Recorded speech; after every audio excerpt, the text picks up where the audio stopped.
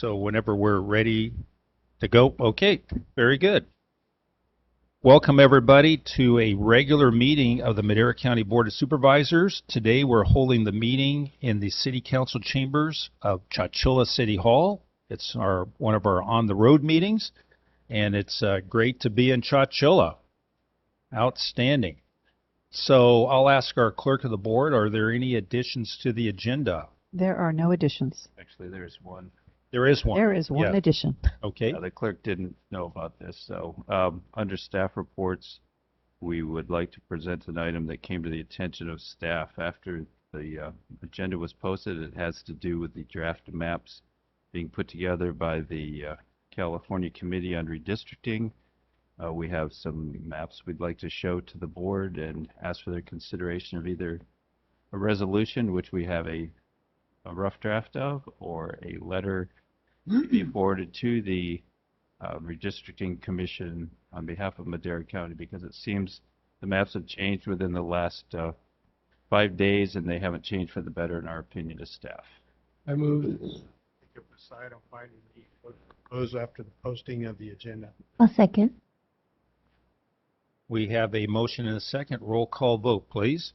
Supervisor Rogers? Yes. Supervisor Gonzalez? Yes. Supervisor Frazier? Yes. Supervisor Wheeler?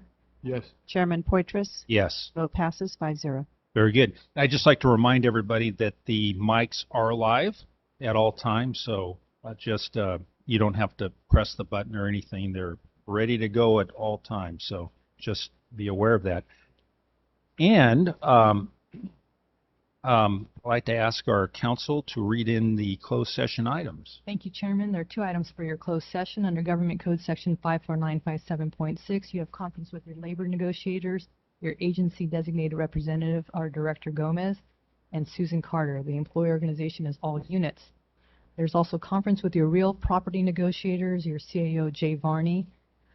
The negotiating parties are Oakhurst Lodge LP, and under negotiation are price, terms, and payments of potential purchase, exchange, or lease of property for accessor parcel number 064062035 and 064062034, and that's under Government Code Section 54956.8. Thank you. Very good. Thank you. And are there any comments from the public regarding our closed session items? Seeing none, we will recess in a closed session. See you in a bit.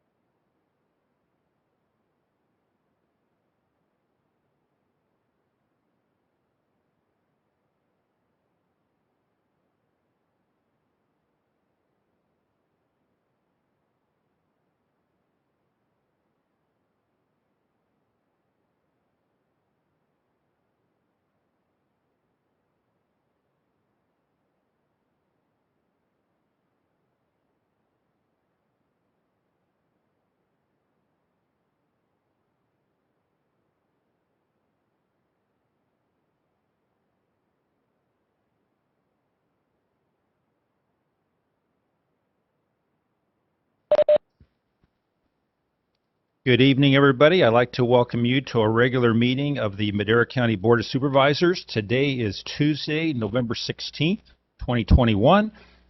We have our on-the-road meeting here in Chowchilla, beautiful historic city.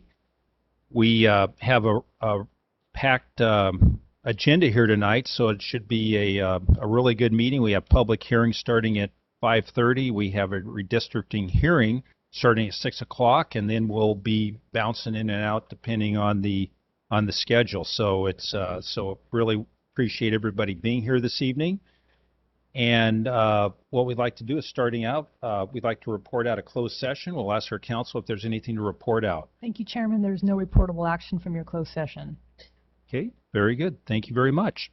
We'd also like to open our meetings in memory of those that we may have lost or another occasion. And are there any individuals? Yes, Supervisor Frazier. I'd like to open and close in memory of Marilyn Wivenhorst, longtime owner of the flower shop in Madera, and just prayers to her family. And then one that I heard about last week was a very close person to me growing up. He was a painter, was always around my house and our stores. I called him Abuelo when I was growing up. Felipe Huerta. His daughter-in-law, Deborah Martinez, was gone last week, and a long-time employee, Raymond Huerta's father. But he was just the most wonderful man, always had a smile, would always stop in for years and years and catch us at the office, and just loved the man. He was very special to me. I always asked him, because he would call my brother Mateo, and I always said, well, what's Brett in Spanish? And every time he would say, I don't know, but I'll find out next time. And he'd come back and I'd ask again, and I don't know, but I'll find out next time. So loved him, and sorry for the loss to the whole family. Very good. Yes, Supervisor. Thank you. Mrs. Igo, who was, I don't know her first name, but Glenn Igo's wife. Carolyn was. Carolyn, yeah. Couldn't remember it. Carolyn Igo, longtime community member. Her husband was on the city council and a past mayor, I believe, if I'm not mistaken. But very active in the community, and she just recently passed away, so our prayers go out to her family.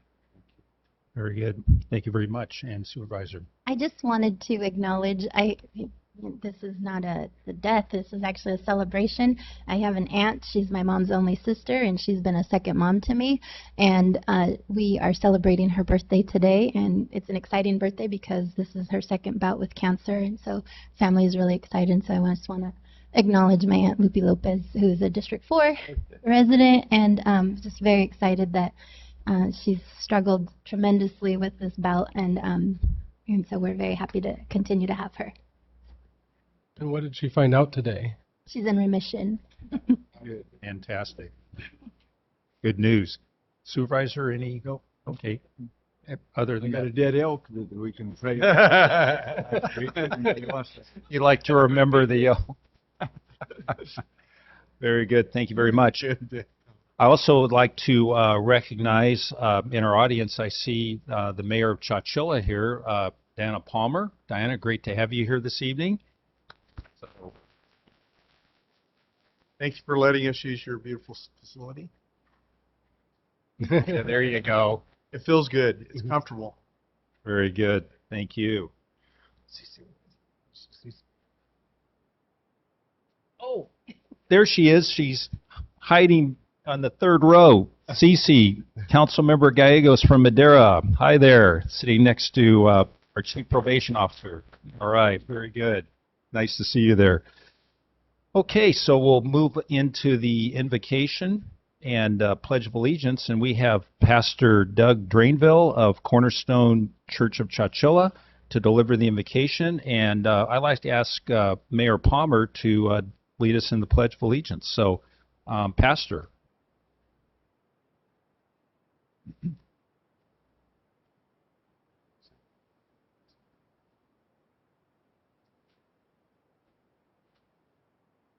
The pastor's not here. So,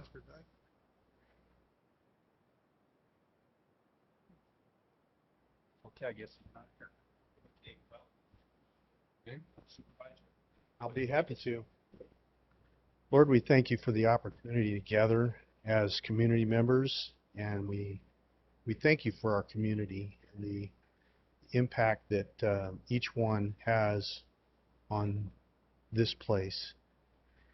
We thank you for safety and prosperity. For the rain that we've recently had, we ask for more rain, Lord. We need that rain to sustain our lives. We ask for wisdom in our deliberations as we approach each issue. And we thank you for your guidance, your protection, your care for our country. We pray for our country and its leaders. We ask that you just guide us and direct us in a way that would be pleasing unto you. And we know that every good gift and every perfect gift comes from you, Lord, and we thank you for that. We ask these blessings in Jesus' name. Amen.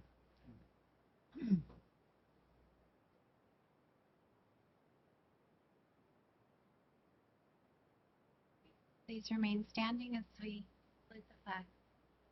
Ready? Salute. I pledge allegiance to the flag of the United States of America and to the republic for which it stands, one nation, under God, indivisible, with liberty and justice for all. Thank you. Thank you, Mayor. Thank you, Dave. Moving on to public comment. The first 15 minutes of each regular session are set aside for members of the public to address the board on any matter under the jurisdiction of the board, but not appearing on the agenda. The board will not take action on any items presented under public comment. Speakers are limited to 3 minutes. Anyone addressing the board is asked to print their name clearly on the speaker sheet at the podium and state their name and county of residence for the record. Are there any individuals here this evening who would like to provide public comment? Go ahead and come on up and yeah, just go to the podium. Name, address, phone number. Yeah. Yes. Credit card. Credit card. First, I wanted to ask a question. So my name is Leticia. I'm with Leadership Council, and my public comment is about ARPA. But should I use this time to do the public comment now, even though it's not related to policy, or should I? Well, if it's not on the agenda, you can. This would be the appropriate time to mention that. Okay. All right. Sounds good. Okay. So again, Leticia, let me print my name and put my credit card information down. Alright,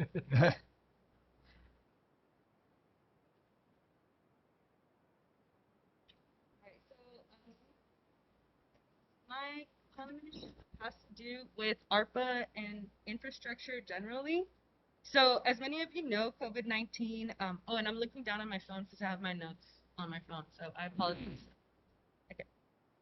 So COVID-19 negatively impacted Madera County, and I just want to highlight how a lot of disadvantaged unincorporated communities were especially vulnerable because of the ongoing legacy of disinvestment.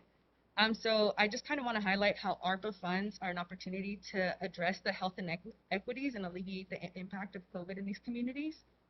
And to just name a few things we've heard from residents, it's reliable broadband. I know last week we had a board meeting, and it was so hard for them to kind of just even get connected and kind of advocate for themselves through the board meetings, even though they were online. And another one is through the CDC, it's been highlighted that outdoors is good for mental health and other sorts of issues. I'm sure you all heard of this. So actually, solar-powered streetlights would help people, especially right now after hours. And yes. And I think my other question I can reserve for later. And that's it. Thank you. Very good. Thank you. Are there any other members of the public that have a comment? I go, oh, There's seats in the front row.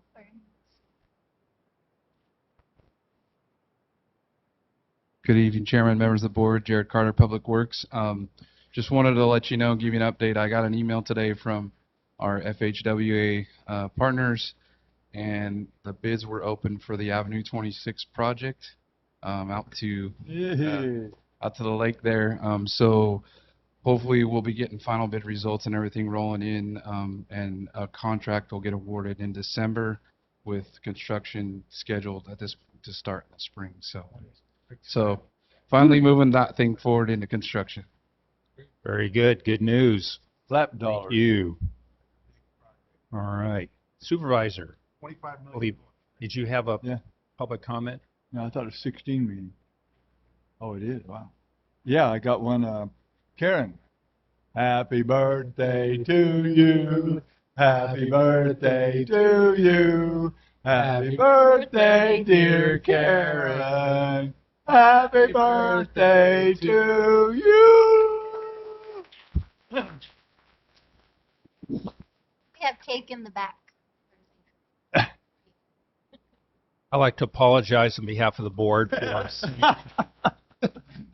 Thank you. Thank you, everybody. Very good. All right, thank you. That was really good. Happy birthday. Any other public comment? Yes.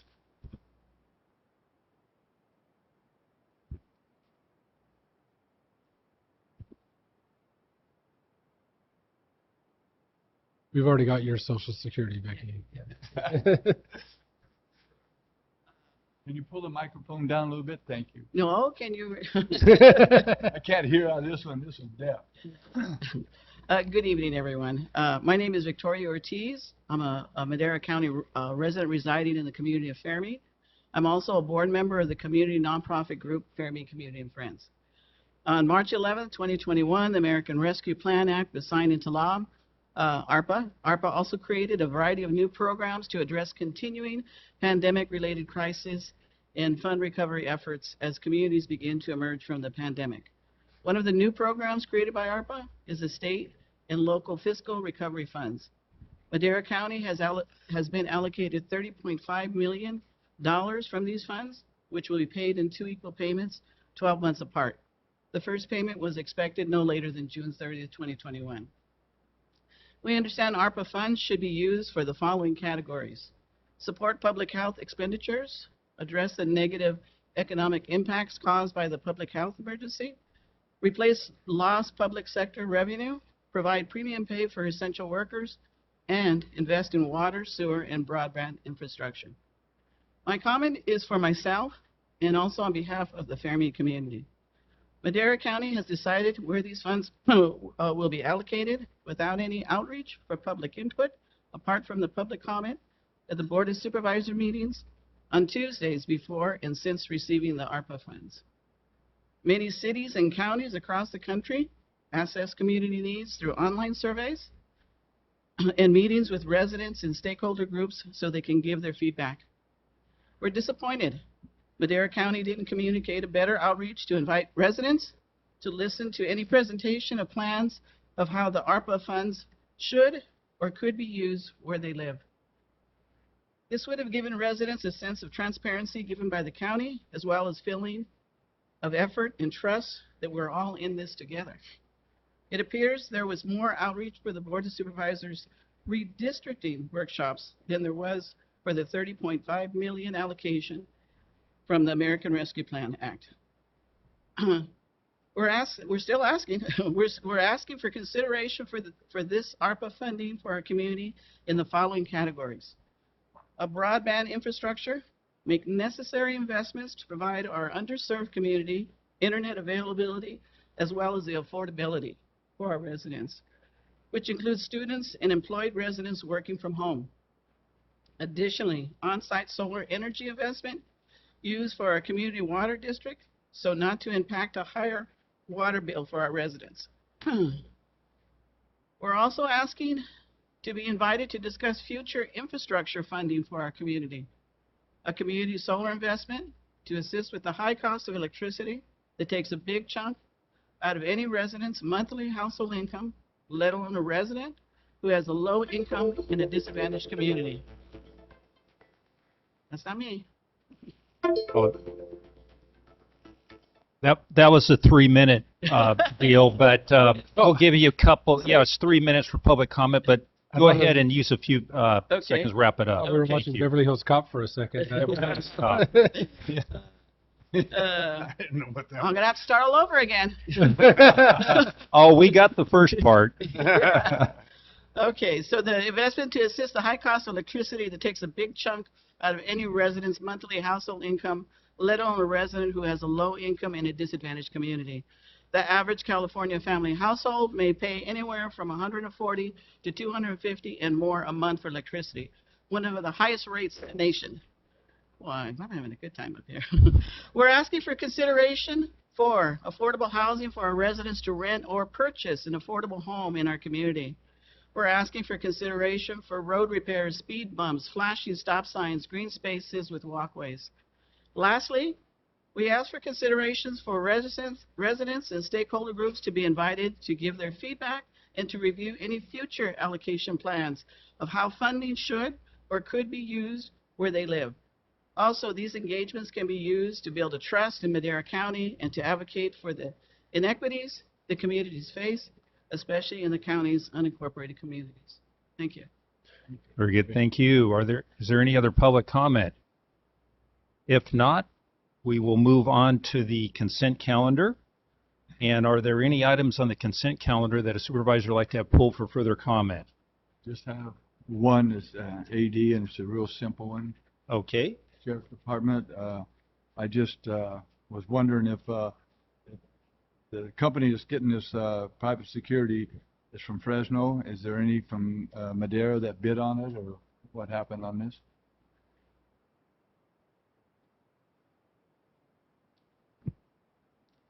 Supervisor Wheeler, Darren McMacken, Assistant Sheriff. When we went into a purchase agreement, we reached out to a number of security agencies, including some locals, and they weren't able to staff it. It needs 24-hour staffing, and essentially they weren't able to You'll do it. cover Okay. the shifts. All I need to know. Okay, I try to keep everything local I can. You know that. I agree. But that's the only question I had on it. So. Very good. Any other comments? Hearing, seeing none, I'll accept any questions from the public, any comments? Move to approve. Okay. Second. We have a motion and a second. Roll call vote, please. I got second. All right. Supervisor Gonzalez, Yes. Supervisor Frazier, Yes. Supervisor Rogers, Yes. Supervisor Wheeler, Yes. Chairman Portress. Yes. Vote passes 5-0. Very good. Thank you. Let's move on to discussion items, item 6A, and we have our district attorney, Sally Moreno, and she will be here to make a very special presentation and one that will include us later on. Absolutely. So, Todd, can I have you come stand next to me? If you've worked in this county more than 20 minutes, you probably know Todd Spangler. Todd has been here. He was hired in April of 2021. Correct me if I make any mistakes. 2001. Thank you. Sorry. See? That's why I'm 20 years later. 2001. That's over 20 years ago. He was hired for the district attorney's office by District Attorney Ernie LaCalci. He started in one of the departments there and worked his way up. In his time in the district attorney's office, he's done absolutely everything. He's worked in our prisons, he's worked in our general crimes, he's worked on felony crimes. He has a special place in his heart for our animal abuse cases, and recently successfully tried one of the most recent animal abuse cases we tried here in Madera County. Currently, his assignment is he supervises all of our new and incoming deputies. We have 8 deputies who, when they come in, they go right into a calendar court, and they need a lot of supervision and mentoring and teaching and hand-holding, and Todd is accountable and responsible for all of that. Also, Supervisor Wheeler, since you asked if we keep it local, I wanted to make sure that everybody knew Todd is a Madera native. He moved here from Lompoc in the middle of high school, and he graduated from Madera High. Wow. While he was at Madera High, he joined the Businessmen Association of America, Future Business Leaders of America, and he participated in a competition that was statewide with regard to interview skills, communication skills, etc. And as a senior in high school, he won that competition statewide. So putting Madera High on the map, even back then, what was that? It was 3 or 4 years ago you graduated from high school. Todd has been an amazing asset to our office. He's made it through a lot of different administrations, and he's a huge repository of institutional knowledge. When you want to know how something happens or why something happens in the DA's office the way it does, if it doesn't seem entirely clear at first, Todd's the person you go to. When he let us know that he was retiring, we said, and it was 3 or 4 months ago, we said, listen, we need you to start making a list of all the things that you do. Because Todd is kind of the grout between the tiles. Wherever there's a low spot, Todd fills in. He looks at when we get demands from prisoners to come back and have their cases litigated, he makes those decisions. Should we bring this guy back or should we not bring this guy back? When we're making a decision on filing a welfare fraud case, that's Mr. Spangler, and he'll do that. He's got a list as long as your arm. When we're looking at asset forfeiture cases and the civil part as opposed to the criminal part, well, that's Mr. Spangler. He finishes up in our office the end of this month, November the 30th, and we're still figuring out how to plug all the holes that will be left. Another one of my favorite things about Todd, I was here in the 2011 to 14, and we try to let people go home on the holidays. So Thanksgiving and the day before Thanksgiving, we try to let people out early if we can. And the same with Christmas Eve. We still have court, even though it's a county holiday, we have to be here. So the person you could always count on to volunteer to come to court on Christmas Eve was Todd Spangler. And seems like more than 1 year, Todd and I held down all of Madera Superior Court for the DA's office. So I've asked him, and now I'm going to ask him publicly and put him on the spot. Todd, will you come back Christmas Eve and do court with me? No, thank you. Todd has 2 grandchildren.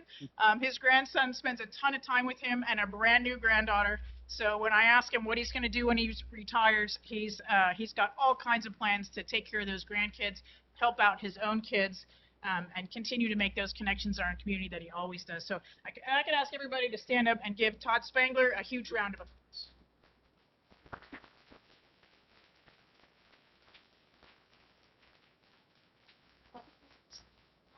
A little side eye. Anything you want to say? Speech. I left my notes at home, so I would like to say, though, that I am blessed, and it has been a privilege to serve the county the last 20 years. I've been practicing law for 40 years, but the best 20 were here. And I had some other things to say, but Sally kind of stole some of my thunder. But, I'm kind of a shy kid from the Madera High School when it was the only Madera High School, who now is retiring. It's a journey that mostly I can't remember, but I enjoyed all of it, and I thank you all for this recognition. Thank you. Very good. Thank you. Well, Todd, not so fast. Sally, not so fast. You're gonna join us here in the front, and we're going to present a proclamation that you can put in your living room or wherever else, above your TV, above your. So come on up.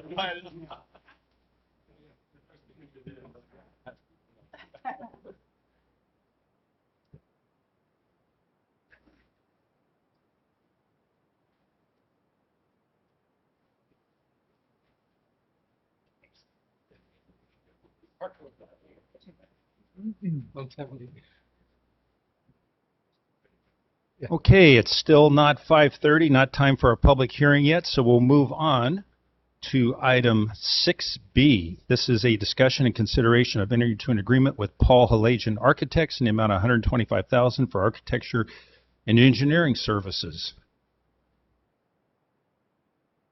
Hi. Hi there. My name is Amber Mojica. I'm with General Services, and I'm here with Maritza Rodriguez with General Services, and Tanya Say with IT. So we have a PowerPoint presentation.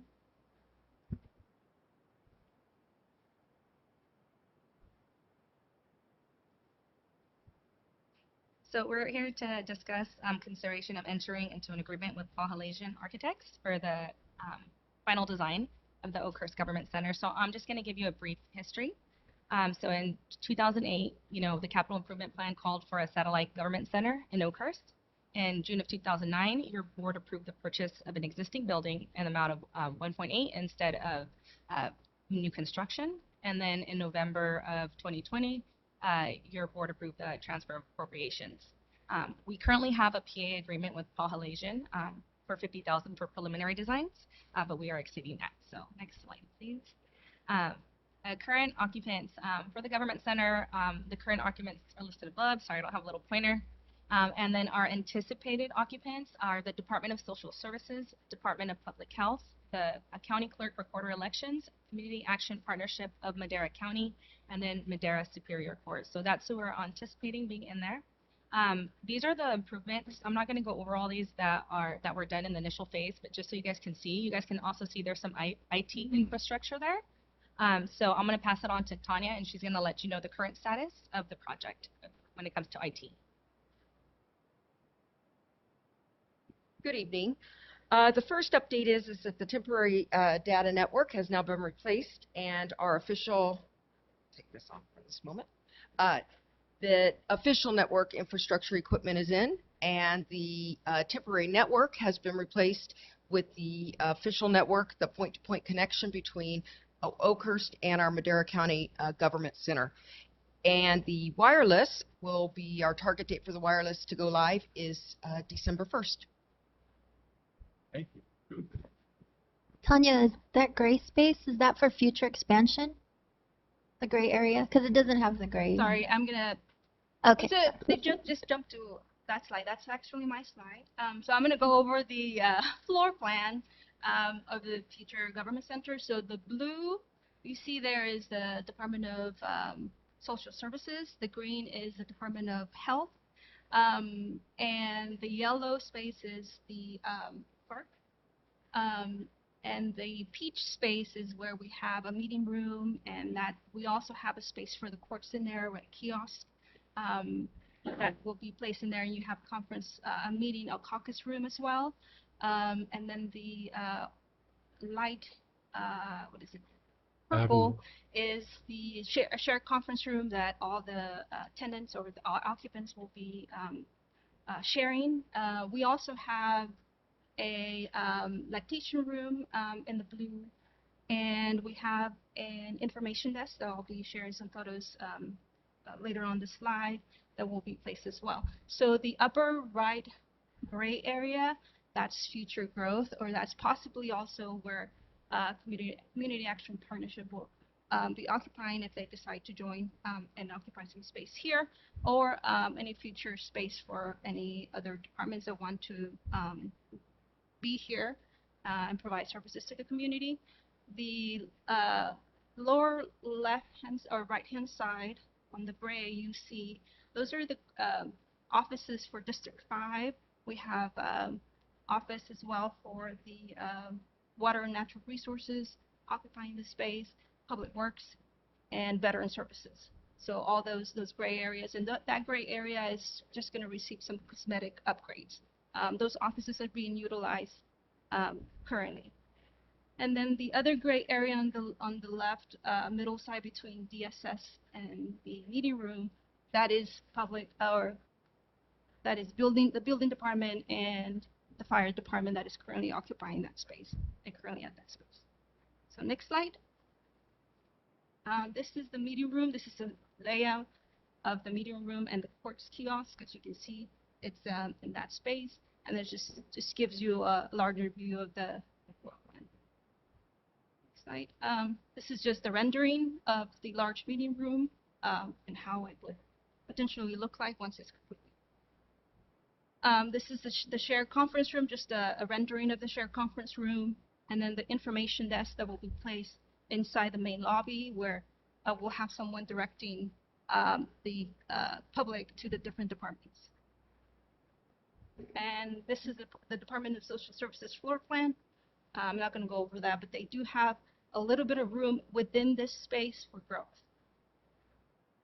And this is just some rendering of their Department of Social Services lobby and then their interview rooms.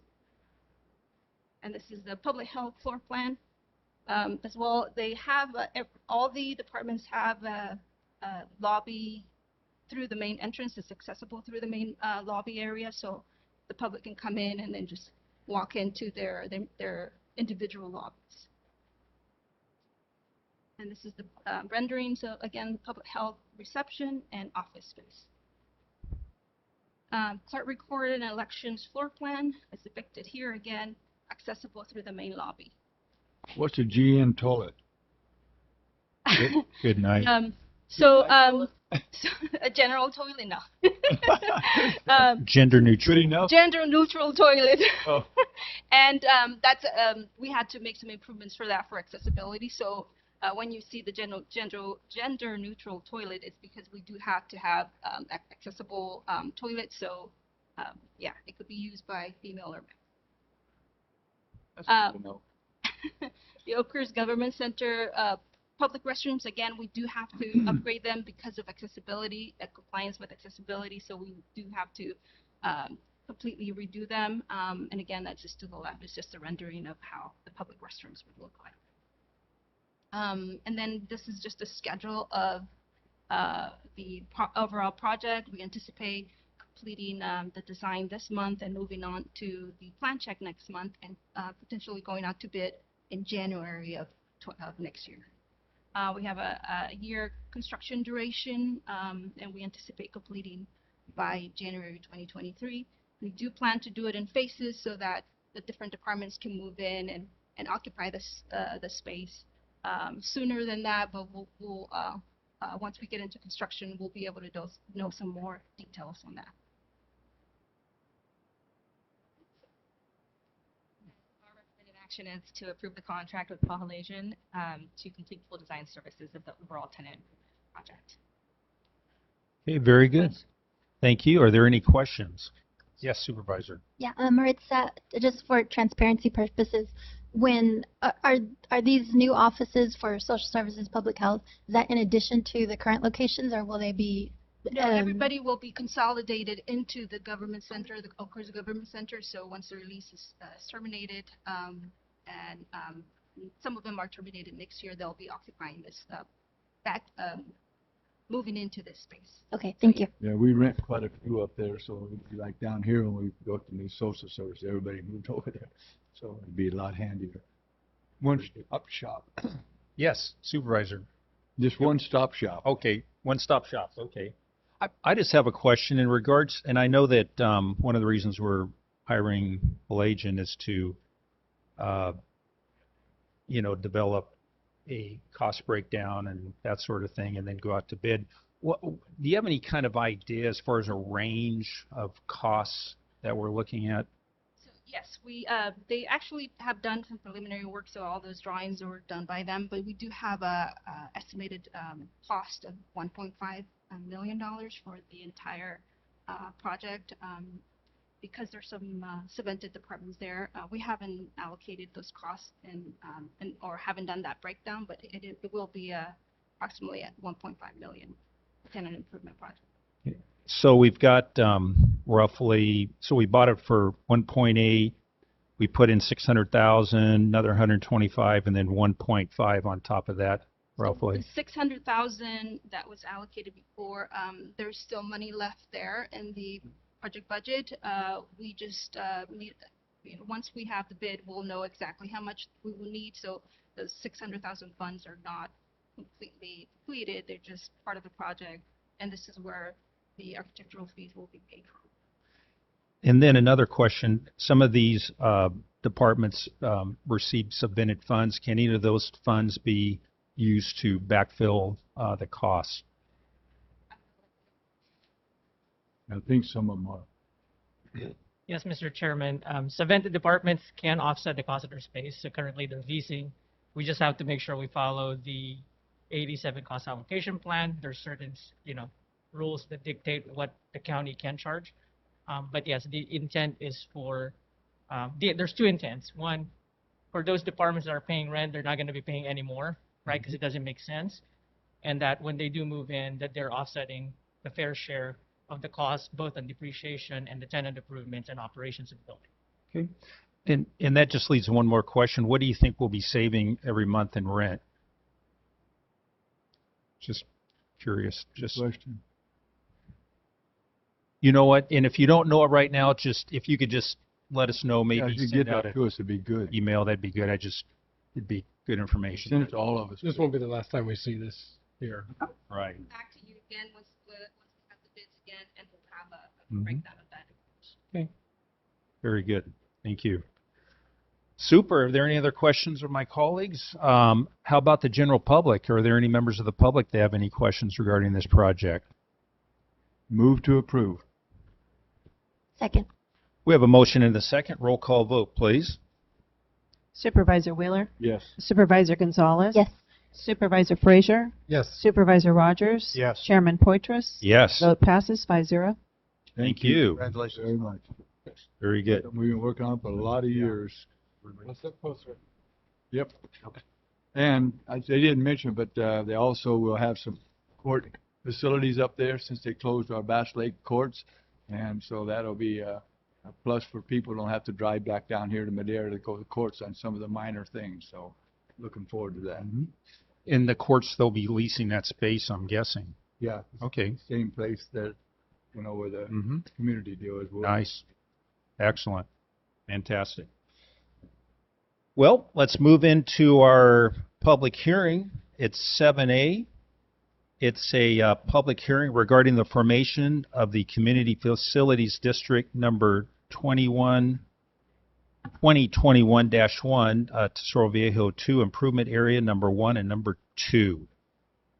Good evening, Mr. Chairman, members of the board. Andrea Saldati, Deputy Director with Public Works. Before you is a public hearing for the newly formed CFD 2021-1. It is within the Tesoro Viejo area.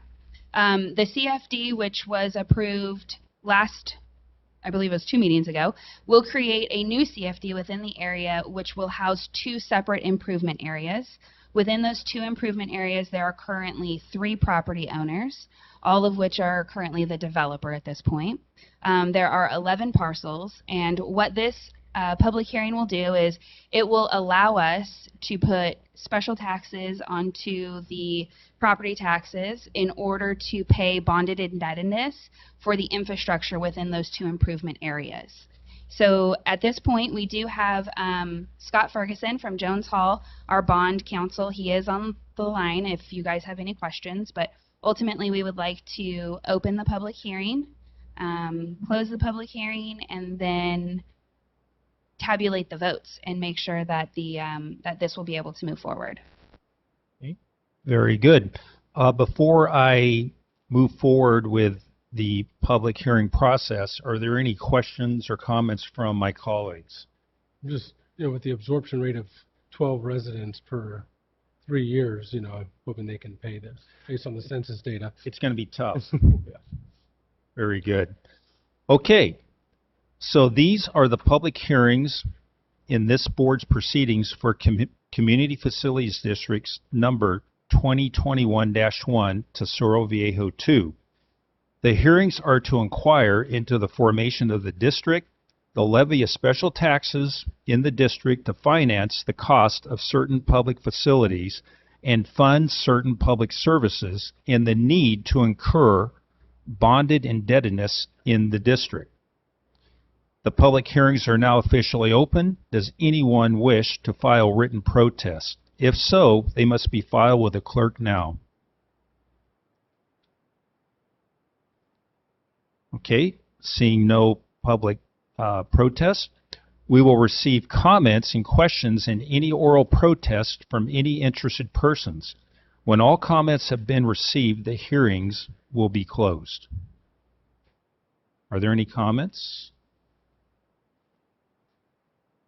I don't think that people running through the door are going to provide any, so that's good. So, seeing and hearing none, we will close the public hearings. The public hearings are now closed. Have we received any written protests? We have not, but I'm confirming we don't have anybody online. Nobody online. Okay.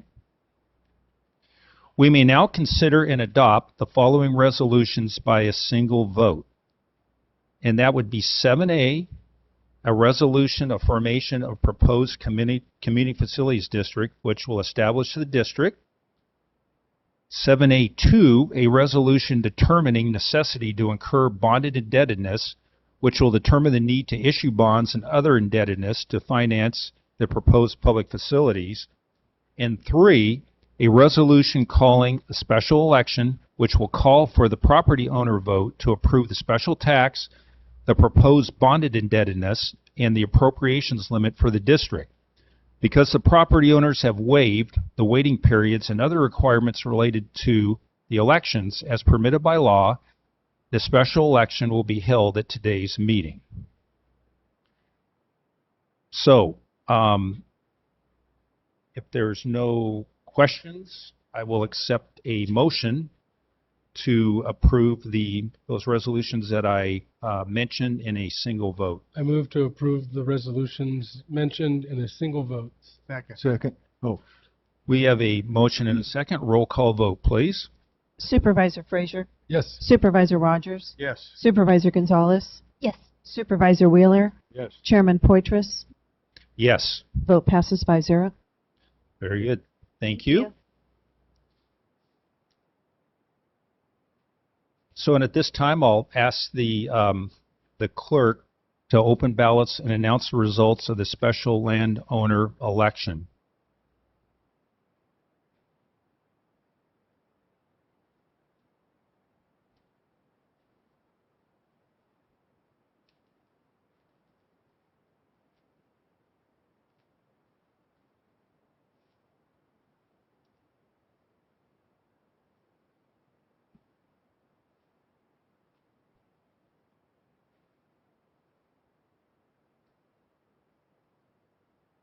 This is very exciting. Everybody's on the edge of their seats. I'm just waiting for Kanye to come up and take the mic.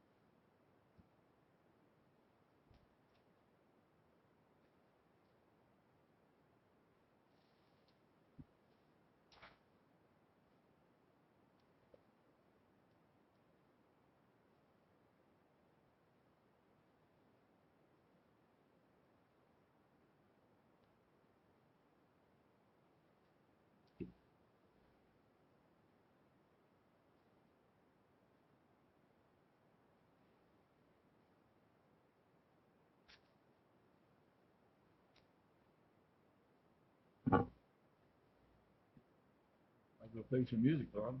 I know, yeah. Get our guitars out and start jamming. Yeah, there.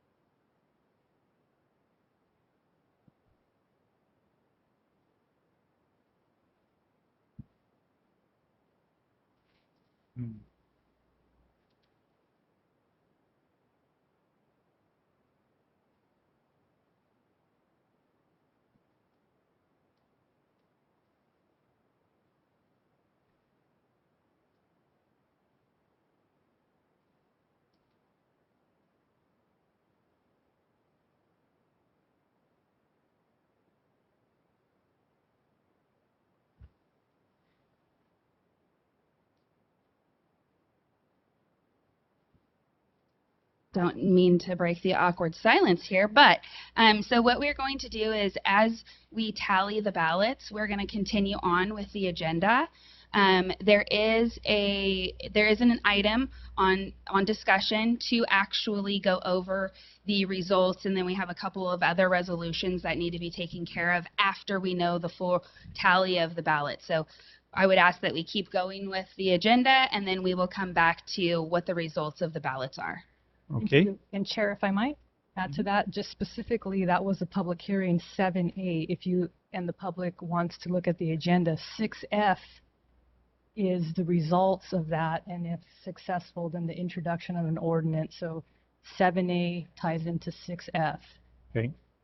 To be 6F needs to be taken care of before 7A. well, 7A just occurred. That was to have the special election, and 6F is the resolution declaring the results of the special election. And you see item 1, and then number 2, depending on that how election goes. So at your discretion, you can go back to 6F.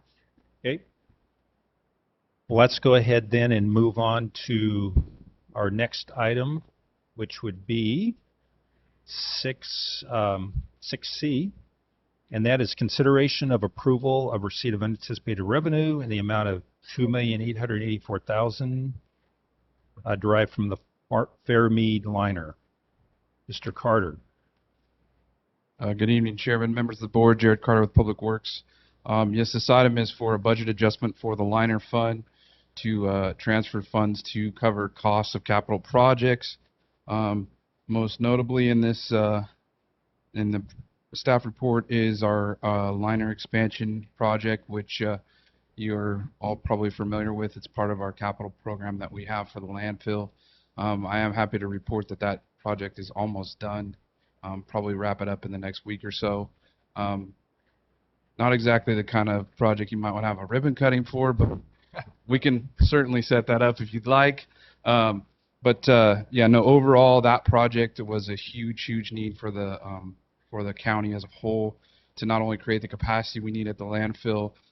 There was also some other improvements that were included in that contract that had been delayed for many years. Most notably drainage improvements and things that needed to happen to keep us in compliance. If you remember back in 2014, we had a significant issue with our gas system that we brought on a consultant on board, Tetra Tech, to help us out and get that all cleaned up and in line, which that system is actually doing very good now. This expansion is the next stage in the capital, and we will have some other significant projects that we are going to need to plan for here that we'll be bringing back a capital program for you guys to look at our workshop in May. Specifically, there are some regulatory requirements that are changing with landfill gas emissions that we're going to have to address that could be potentially costly. So I'm available for any questions. Very good. Are there any questions of Mr. Carter? I knew it was coming. Okay. I think what to point out is that this is part of that planning process that we started a while ago, where we have been building up this money. So instead of having to go out and borrow it or raise rates, we've been able to account for this through the fee program. Correct? That's correct. We have been building a reserve, as you mentioned, Supervisor Frazier, to cover these capital costs. And I will say that the cost of these projects is a little higher than we had anticipated initially. You don't have to go any further than the gas station or the grocery store to understand why that's happening. Yeah. Again, as we're trying to get these projects done and attack them and get them done, at the most timely fashion to avoid any escalation in costs as much as possible. Very good. Are there any members of the public that have any questions regarding the Fairmead liner? Yes, come on up to the microphone. My name's Elaine Moore, and I'm a real close neighbor to the county disposal site. I'm just really curious when they're going to start stopping going up and how wide they're going to go. And we're concerned about the stuff that's burning off, whatever the things are in the ground there. They came in and tore out a whole bunch of bushes. I called and asked about that because now we don't have a place for our fox and our wildcats to keep the rats and mice down over there at the county disposal site. So I was just kind of curious if we're going to be kept in the loop too about what happens as far as that goes, because we have property directly across the street there. We have the almonds there. So just curious. Very good. Thank you. And Jared will be in contact with you in order to be able to answer your questions and concerns. Thank you. Are there any other members of the public that have a question regarding the Fairmead liner? If not, Move to approve. Second. roll call vote, please. Supervisor Wheeler, Yes. Supervisor Frazier, Yes. Supervisor Gonzalez, Yes. Supervisor Rogers, Yes. Chairman Poitras. Yes. Vote passes 5-0. Thank you. Let's move on to 6D. This is Chairman, may I interrupt for a moment? Yes. I do want to bring to your attention that we did not finish the public hearings of 7B 7853. Okay, now the results, I think didn't we close the public hearing or? Second public hearing on the agenda related to local housing allocation program. Okay. Different matter. That's it. That 7B. 7B. Okay, turn the page. We haven't opened that one. Okay, Oh, very good. Well, let's move on to item 7B. This is a hearing for submittal of the State Permanent Local Housing Allocation Program. Good evening, Mr. Chairman, members of the board. Jamie Bax with the Community and Economic Development Department. You may recall a couple of months ago I came before your board to seek direction on a proposal we may have in the Oakhurst area. So I have Self-Help Enterprises here with me who will be the applicant on the project. So this is a grant fund through the Housing and Community Development Department at the state level.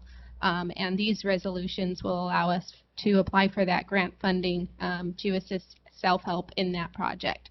There will be other projects that come along with it, which would include a conditional use permit, which would go before the Planning Commission. That would be a separate item. But this would be for the grant funding itself and the resolutions that apply for that. And if you have any questions, please feel free to let us know. Thank you. Very good. Are there any questions No, from my colleague? he is coming forward finally. Whew. Very good. This is a public hearing. Are there any members of the public that have a comment regarding the local housing allocation program? Got one behind us. Hi, good evening, Chairman, members of the board. My name is Betsy McGovern Garcia. I'm the Director of Real Estate Development at Self-Help Enterprises. Really excited to be here with you this evening. Jamie is correct. We have an exciting new project in Oakhurst. We have site control.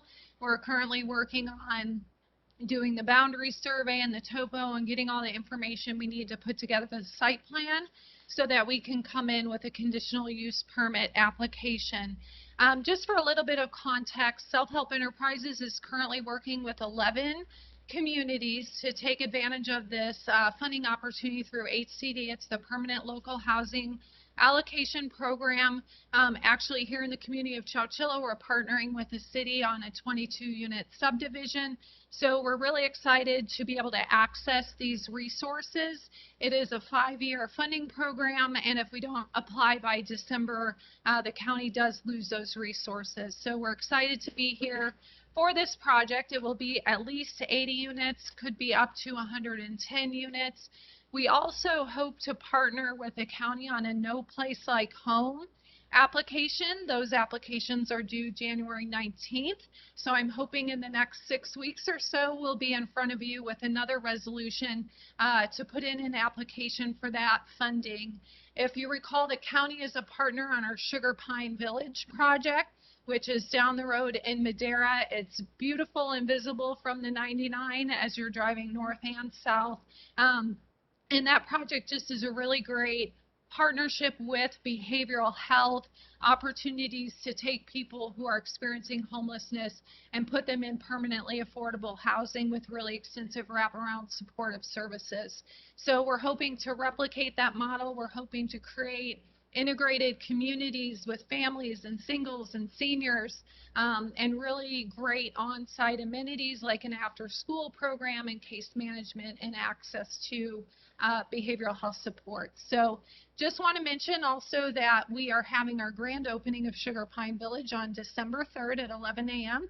Supervisor is going to be one of our speakers there, and we're really excited. So just want to extend a big thank you on behalf of Self Help Enterprises for all these projects, and we look forward to continuing this work in Oakhurst. If you have any questions about the project, I'm available. This is just so needed up there. I just can't tell you, we've been working hard to find a place, and we finally did, and I can't thank self-help enough, because I get calls every day almost. Yeah. Exactly. It's tough times. Well, thank you very much. Great presentation. We're really looking forward to it, and really developed a great partnership. So we'll keep it rolling. We got some good mojo. Yeah. All right. 11 projects too in Madera County. Any other comments from the public? Move to approve. Second? We have a motion and a second. Roll call vote, please. Supervisor Wheeler. Yes. Supervisor Rogers. Yes. Supervisor Frazier. Yes. Supervisor Gonzalez. Yes. Chairman Poitras. Yes. Vote passes 5-0. Very good. Thank you. All I can say. Super. Okay, it is still not quite 6 o'clock. Time for our hearings regarding the redistricting, so we'll move on to 6D. This is the Madera County Interagency Children and Youth Services Council Annual Report. Good evening, Chairman Poitras and Supervisors. So this is our annual report on the Interagency Children's and Youth Association of Services. What we do and it's been formulated, I think Chris Childers is here, he's chairing. I think it's been in place for over a dozen years. So it's been in place for over a dozen years. So probation comes together with behavioral health, public health, Madera Unified School District, Madera Community Superintendent of Schools, just about everybody, child abuse and neglect.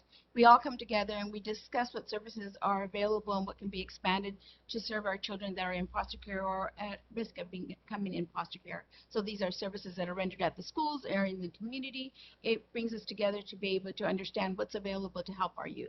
So every year we provide you with an annual report. You will notice this annual report actually included Live Well Madera County information, because Live Well Madera County is a very important endeavor that actually incorporates all of our different community resources coming together again to address two different issues, one of them specifically about child abuse and neglect. That's growing healthy families.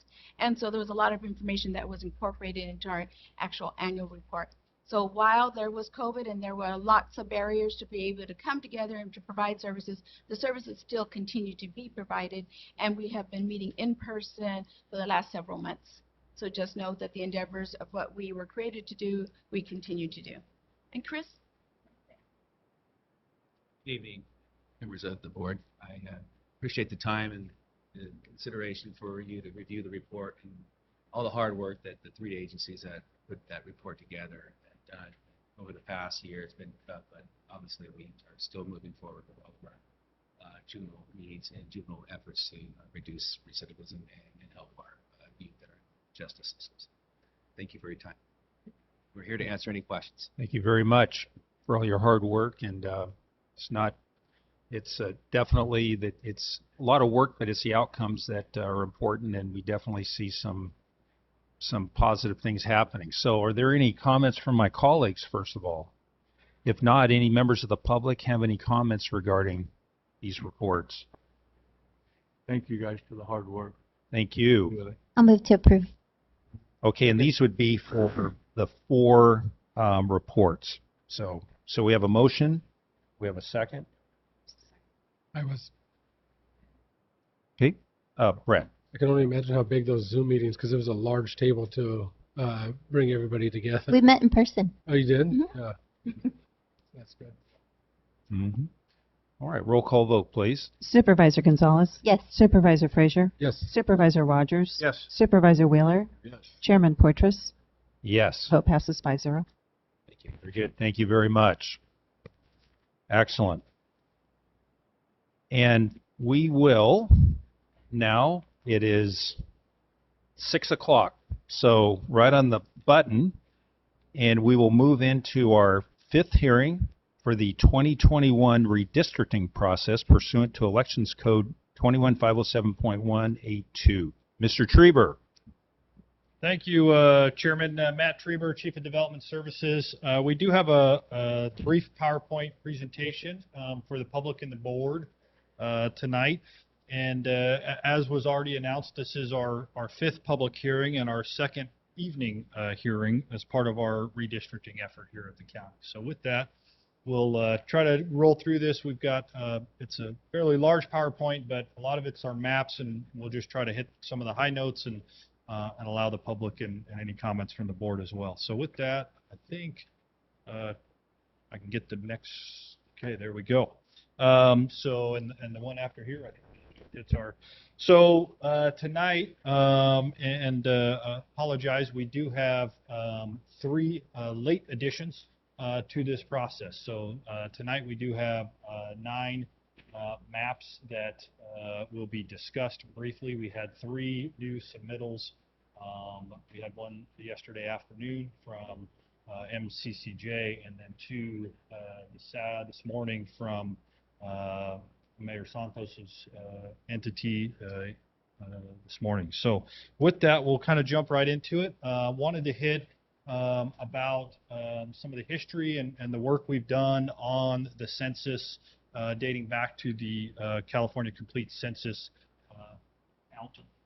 So with that, we did enter into a contract with MCCJ to do outreach as part of that 2020 census and try to get into those hard-to-reach communities.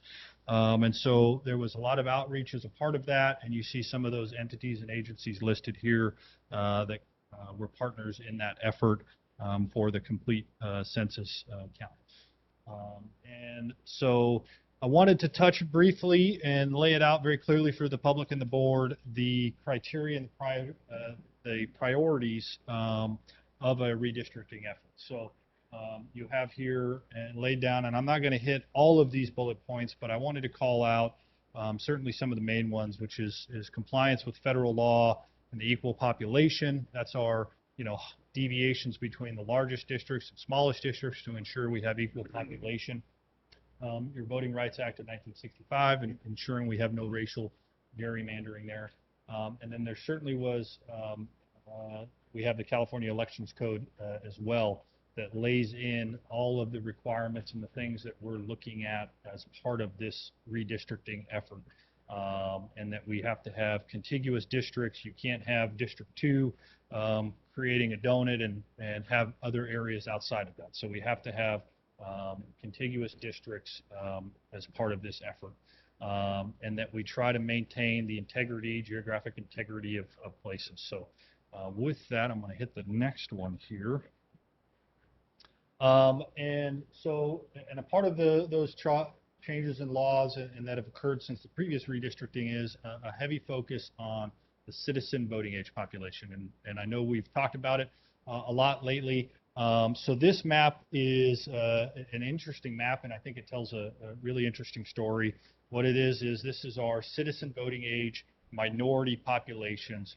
The darker the color, the higher density you have of minority voting age populations. And so, not surprising, heavy minority population in the entirety of the city of Madera. Chowchilla as well, you have significant density of minority voting age populations within the Ranchos community as well, and Valley Lake, Madera Lakes, and then some pockets in eastern Madera County as well. So I should also mention that all of these maps that are going to be presented tonight for the board and the public, they're all on our redistricting website. You can access those. Anybody can go in there.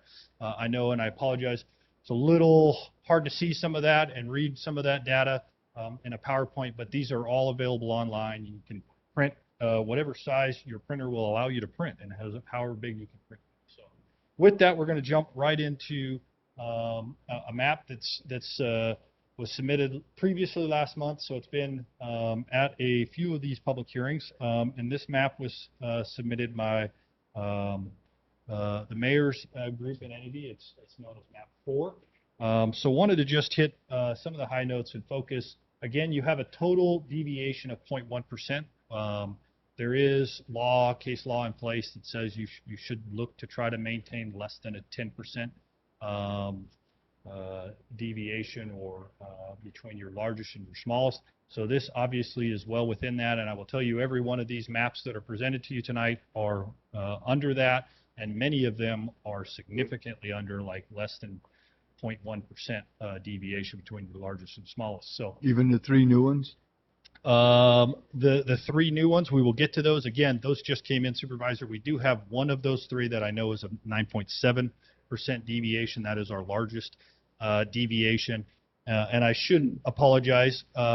Through the public outreach process and the public hearings, we have eliminated 3 of the previous versions that were before the board. Those are identified as map 1, 2, and 3. They're noted on our website. We're not proceeding with those. They had deviations. One was over 10%, one was right about 9, and we had one about 6.5. So those we have decided based on those public comments that we are not moving forward for those for consideration. So these that we have tonight, I should have mentioned that right up front, so apologize. So I'll hit on the voting age population for map 4, this one before you.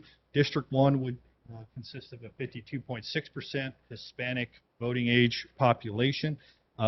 District 3, I'm going to hit the 3 districts that have a majority minority voting age population. So District 3 is at 64.5% and District 4 is at 70.8%. So this map does represent and have 3 of the 5 board districts in a minority majority voting age population. Next map here is just for clarification, when you refer to the map submitted by the mayor, just so for everyone's right to know, it's the mayor of the city of Madera, and he's with the Equitable Maps Coalition. I don't want Mayor Diana to be confused, so. That is correct. I do apologize. Yeah, thank you. I apologize for that. So map 6 here, this is a map prepared by the county staff. And so I'll hit the high notes again. This map you have, consists of our smallest deviation between the largest and smallest district. You have a 0.03% deviation. So for example, District 5 has the exact ideal population based on that 2020 census count. So again, every one of the next several maps, maps 6, 7, 8, 9, 10, 4 out of the 5 board districts have a majority minority voting age population. So that's a big note. Remember the previous version, 3 out of the 5. In the county versions, county staff versions that are presented tonight, all of the board districts except for District 5 consist of a minority majority voting age population. So just wanted to hit that. And specifically on a Hispanic voting age population, in the map here, 6, District 1 is at 52%, District 3 is at 55%, and District 4 is at 71.9%. District 2 is slightly under for a Hispanic voting age population, but again, when you factor in all minority communities, it's above that 50% minority voting age population. And our next map, map 7, and I'm going to try to be quick here and hit the high notes again, like I've said. Again, 4 out of the 5 districts consist of minority majority voting age population. You have, again, a very, very small deviation, 0.04%. Voting age or deviation between your largest and smallest. I should mention this map does have the city of Madera and 3 districts, District 1, 3, and 4 make up the majority of all of the community of Madera, the city boundaries of Madera. Again, on the Hispanic voting age population, District 1 is 50.4%. District 3 is at 55%. District 4 is at 73.5%. Same as the previous version. District 2, when you factor in all minority communities, it trips over that 50% minority majority community. So our next map, map 8, we'll hit on those high notes. Again, very low deviation. You're at 0.06. District 5 in this version, again, is still at that ideal population, very small deviations between your largest and smallest. District 2 has 10 extra folks in their district in this map, and District 1 becomes the smallest at needing a 9 below the ideal population, but very, very small. Again, 4 out of 5 in a majority minority voting age population. District 1 at 51.2% Hispanic voting age population, District 3 at 53.4, and District 4 at 73.5. Then our next map, this is map 9. Again, this is still a county version, county option that's presented and has been available for the public. You're at, again, a very low deviation, 0.04%. You have a voting age population of 50.8% Hispanic in District 1, 55.4 for District 3, and 74.9 for District 4 in this proposal. And again, like all the previous iterations, when you factor in all minority communities, District 2 then does go over that 50%. Figure 10, and hit the next slide there. So this, again, is a county, and this is, again, a small deviation, a 0.39%, but certainly the largest deviation from the recent maps outside of the one submitted yesterday afternoon by MCCJ. This is a 0.39% deviation. Again, 4 out of the 5 board districts consist of a majority voting age population. This one, District 1, becomes that majority when you factor in all minority communities. District 2 is at a 51.8% Hispanic voting age population, District 3 at 55, and District 4 at 72.1. And with that, we'll move to figure 11. So now we're into the new maps that were submitted. Again, two of these, this figure 11 and figure 12 were submitted this morning. And so, we as staff have not had a chance to dive into this. We haven't, obviously received any comments other than the submittal of those today, but they are on our website, and they're here tonight. Again, you have a fairly low, very low deviation of 0.52%, and you do have majority Hispanic voting age population in District 2, District 3, and District 4. Like all of the previous maps, however, you do not get to a fourth majority minority voting age population under this map here. Figure 12 was again submitted about 9 o'clock this morning, and you'll see a very low deviation, 0.13%. Again, you have a majority minority voting age population for District 1 of 62.7, District 3 at 59.9, and District 4 at 64.6% there. So District 3 in this, certainly sees a very compact, small district there in the heart of the city of Madera. So with that, map 13, our final map that is but was submitted again. This came in late yesterday. We have a 9.7% deviation here. This map does consist of 2 districts being a majority Hispanic voting age population. And so MCCJ submitted this again, and so it is available on the website. And I'm going to move to our workshops. I wanted to highlight this. Certainly the board had directed staff to conduct a number of workshops. Again, this is our 5th public hearing and our 2nd evening hearing, but we've had workshops October 27th, and you'll notice the 10 a.m. workshops, those are on Saturdays. We were out at the Pomegranate Festival from 10 a.m. to 5, so big thanks to certainly my staff, Jamie Bax, Sam Roche, Trevor Stearns with UK as well, Wally, Mr. Moto. We were all out there and had a really good evening and afternoon and morning. Had about 70 folks sign up that are now on the email blast that we're sending to everybody for all of our workshops. And also a big thanks to Jamie. She was a high school civics teacher all day today, and Sam Roche as well.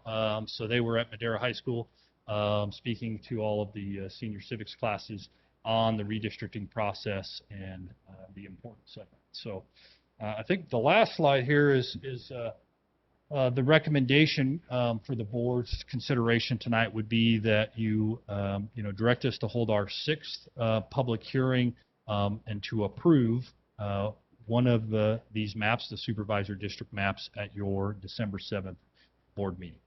So that is the direction we're seeking. We will certainly be doing additional outreach and workshop as a part of those submitted that we got in today, but that is the direction we're seeking, is that we move forward, have a 6th public hearing and a final adoption at the December 7th board meeting. So with that, I'm going to see if there's any questions and stand to the side here if anybody from the public has. Very good. Thank you, Matt.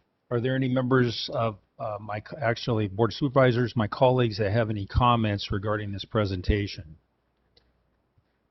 And I believe that we could probably seek direction right now before we go to public comment in regards to having a public hearing on, that way we don't forget about having a public hearing on the 7th. I think that would be appropriate. I can't imagine. Yeah, everybody said yes. So that'll happen on that day. So if there's no comments from my colleagues, let's open it up to the public. And you have any comments regarding the redistricting process, please come on up. Good evening. My name is Zainab Kasser. I'm the redistricting project coordinator for the Madera Coalition for Community I Justice. can't hear you. You're talking too fast, so maybe take your mask off. Okay. So good evening. My name is Zainab Kasser. I am the redistricting project coordinator for the Madera Coalition for Community Justice. I have copies of the preliminary proposed Board of Supervisor map for the Madera County and a summary of the population report reflecting CVAP and voter registration that I would like to pass out.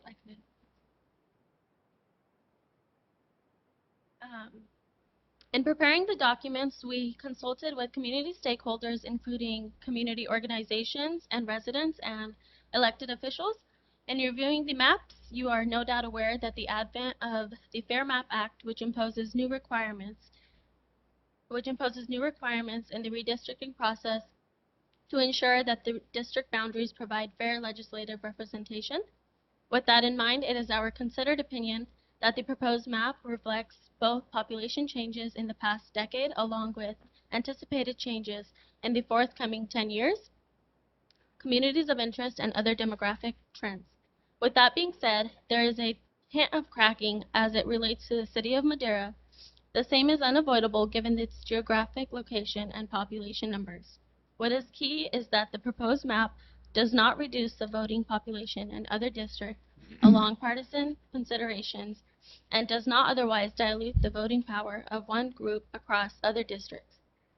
In that regard, demographers are permitted to draw district lines that deviate from creating perfectly equal populations, so long as it is consistent with the new redistricting principles and stays within the 10% deviation threshold. Accordingly, we are submitting this map for the board's review and consideration. Based on the board's response, we stand prepared to submit additional maps. Thank you. Very good. Thank you.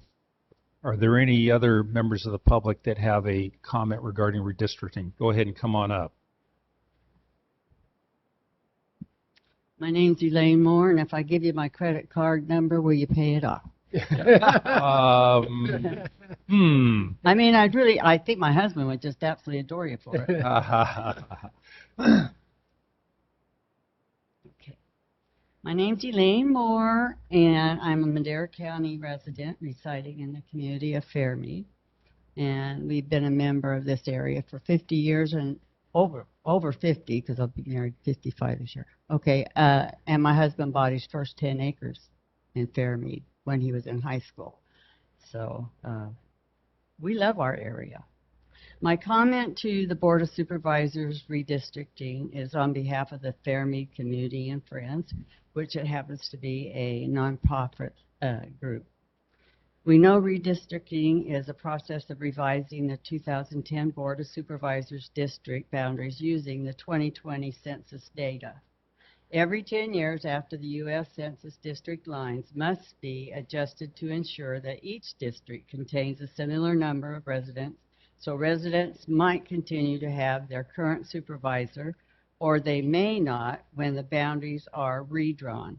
We also know the Board of Supervisors oversee most county departments and programs, annually approves their budgets, their appropriations, their spends money on programs to attest to meet the county residents' needs within the unincorporated areas of the county. What that means to a small disadvantaged community, such as where we live, is a supervisor may or may not impact his constituents' lives. We feel that it's an important part of the job that he signed up for, or she. If residents are aware of the supervisor's non-support for community, this is a problem. For the community, it's about community needs and a supervisor's communication with residents other than to ask during the season of voting, can I put my sign up in your yard? Fairmead knows what supervisor supports feel like when we have asked for it. We felt that support a great deal with Supervisor Brett Fraser when Fairmead was at the table with High Speed Rail Authority, discussing the best outcome for our community, and we thank him for that support.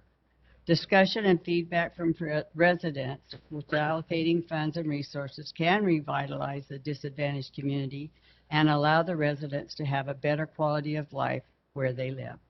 More than any other elected official at any level of government, a county supervisor has the greatest effect on everyday lives, especially in the residents' lives in his district. Thank you.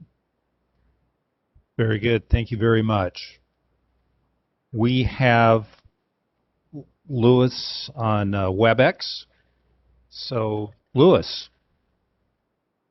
Hi, good evening. My name is Luis Huerta Silva. I am a Central Valley Redistricting Organizer with California Common Cause, and we are a nonpartisan grassroots organization dedicated to upholding the core values of American democracy.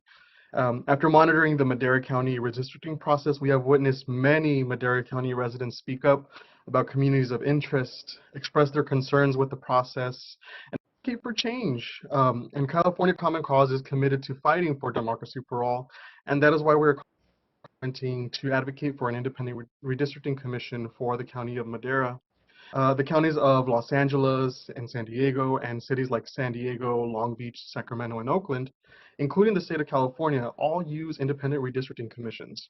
Combined, around 17.5 million Californians now reside in a local jurisdiction that uses independent commissions, more than the population of 46 states. And independent redistricting commissions work. First, they depoliticize the process, leading to greater public trust in the results. Multiple studies have shown that elected bodies that delegate their drawing powers to politically appointed commissions get processes that are more partisan and political than truly independent commissions. One study during the previous redistricting cycle found that the maps drawn by politically appointed commissions have the highest overall levels of partisan bias, whereas maps drawn by independent commissions demonstrate a near elimination of partisan bias. From its inception, Madera County has faced concerns over public engagement, and this is a great opportunity for Madera County to consider for future redistricting efforts. Second, the independent commissions generate processes in which line drawers have the freedom to put community empowerment and public testimony front and center in their work. Free of political considerations, they can focus on what matters, honoring communities and stories that they tell about their families, their neighborhoods, and their cities. Look at the city of Long Beach, for example. In its first year, the Independent Redistricting Commission had a robust public participation. Hundreds of Long Beach residents gave public testimony and submitted written testimony. Public participation has reflected the diversity of Long Beach and has been highly informed and well presented. While they've received robust public participation from advocacy organizations, community-based, hyperlocal orgs, individuals, and neighborhood organizations. And more importantly, in the last point, it appears that the community trusts the process. Large numbers of public commenters and the press have indicated trust in the Long Beach's process, and the city's commission, even if they do not agree with all of its decisions. On multiple occasions, the Long Beach Independent Commission received large numbers of public input on a policy choice or some other decision and changed their views and approach in response. The system in Long Beach isn't free of issues or problems. No redistricting is. But multiple members of the public in Long Beach have noted in the public comment that while the process is not perfect, It is better than incumbent politicians drawing the lines. Community leaders in Sacramento even also recognize the challenges of a new shortened redistricting cycle would bring, and are committed to continuing improving that redistricting process for Sacramento. And I know we can do it in Madera County as well. This is why Common Cause again encourages the County of Madera to seriously consider an independent redistricting commission for this and future redistricting efforts. Thank you for your time. Thank you, Luis. Are there any members of the public that have any comments regarding redistricting? Seeing and hearing none, we will close this hearing. And Mr. Trieber, it looks like you're just gathering something. Well, I was, but just to reiterate, so we will be back. We'll do some more outreach to the public, and we will be back for a final recommendation and the 6th public hearing at December 7th. Thank you very much, and we appreciate everybody's participation this evening and comments. We'll move on to 6E. This is introduction of an ordinance amending Chapter 3.20 of the Madera County Code regarding transient occupancy tax. And it looks like we have our tax collector treasurer. Yes, you do. Good evening.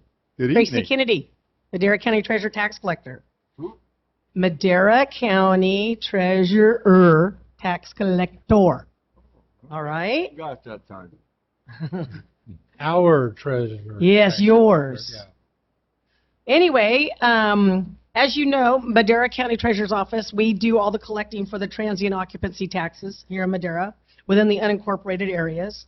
In an effort to clarify some of the language that's in the ordinance, we have done some studies of the ordinance, and we have made a few changes, okay? We're clarifying and expanding the definition of short-term rentals, outlining the duties and registration requirements of TOT operators, which we have over 700. Define the manner in which TOT refunds and over and short payments are processed, which we had never addressed before, and impose penalties for noncompliance. One of the other good things that this ordinance will do also is that the compliance portion of it will help code enforcement and fire. Every year they go out and they check the facilities, or they're supposed to. And when they do, we make sure that at least we have a good list, and we provide that to them for their records. What else? We're going to make sure that we have one business license per parcel. Okay, so for everybody that's renting their place, they need to have a business license because that's what they're doing there. It's a business. And as you know, Airbnb right now collects, we have a voluntary collection agreement with them. However, they do not tell us who exactly they are collecting on behalf of. Now, of course, it is the property owner's responsibility. The property owner has made the arrangement. The property owner is responsible. So even though Airbnb doesn't tell us, we want the property owner to report to us. And even if they send in, we have a quarterly tax, transient occupancy tax report, quarterly, and they need to report on there what Airbnb has collected for them. Anyway, if there are any questions or comments, transient occupancy taxes. So if you rent a hotel, motel up in Oakhurst, typically Bass Lake, and you'll pay 11% on top of your rental fee. Okay. This place sells too. San Francisco's about 20%. Oh yeah, it's not bad. Not bad. 9% goes to the County of Madera, and 2% goes to Yosemite Visitors Bureau up there. So it's It's yeah. usually, Airbnb collects it now too. Yes, they collect it for us. Okay, very good. Any other questions from my colleagues? Yes, Supervisor? transient occupancy tax is usually paid by people outside of the region. Correct. And so I just wanted to clarify that for... Right. It's incoming visitors, whoever happens to rent a motel, hotel. Right. And there are sometimes costs to the county associated with those visits, such as emergency services and what have you. There are, a number of things that happen and occur. So this helps offset that as well.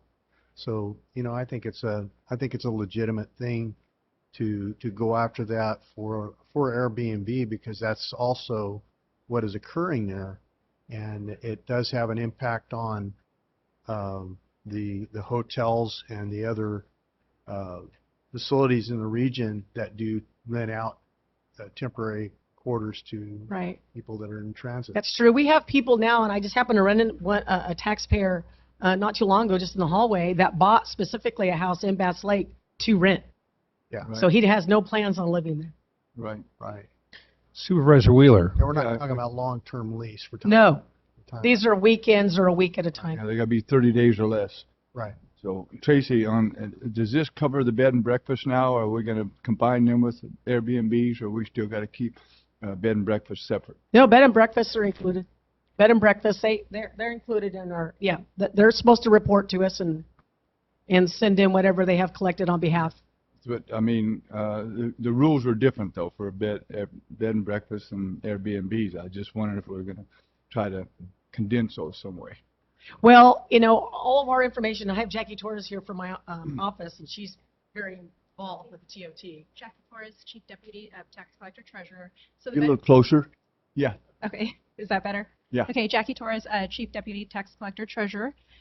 So the bed and breakfast does have a different set of permits that are required by the planning department in order for them to operate as a bed and breakfast. Some of those are posted on Airbnb, so we do get those monies from them. However, if they choose not to go through planning and go through that process, we don't know who they are. So this is going to kind of drill down on the property managers, brokers that have, you know, we have 203 that operate under a property manager or broker or someone doing the paperwork on their behalf. It's going to require them to get a business license. They'll be identified. Code enforcement can go out. Fire can go out and make sure that they are up to date with all the safety codes and regulations that are required in order to have a short-term rental. And how many Airbnbs do we have now in Madera County? It's really hard to say because Airbnb does not provide us any information on that. We just get a lump sum We can go check. by our business licenses, though. How many we got business licenses? We have over 3,000 business licenses within Madera County. Again, we have 703 operators identified for the county, and this is just the unincorporated areas. There are about 1,083 unidentified.